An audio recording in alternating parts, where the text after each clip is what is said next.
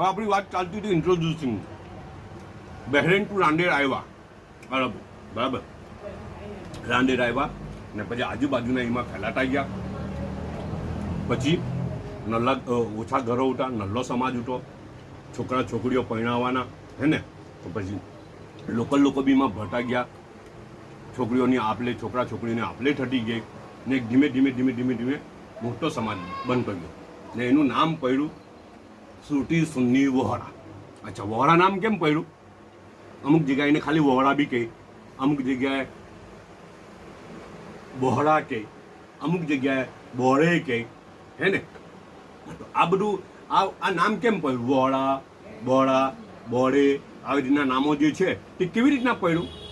એટલા સારું કે જસ્ટ લાઈક કોઈ અમદાવાદથી આવે તો અમદાવાદી, કોઈ સુરતના હોય તો સુરતી, બરાબર ને. કોઈ ઇન્ડિયન હોય તો કોઈ ઇન્ડિયાનું હોય તો ઇન્ડિયન, કોઈ બર્માનું હોય તો બર્મીસ. બહેરેનથી આવ્યા તો બોહડા. વાત ધ્યાનમાં આવીને બહેરેનથી આવેલા છે એટલે એનું નામ બોહડા પડ્યું ને. સુરતમાં સેટલ થયા, સુરતને પોતાનું પોઈન્ટ બનાવ્યું એટલે સુરતી હાથે ઉમેરાયું. બીજી વાત પાછા કરું ઇન્શાઅલ્લાહ.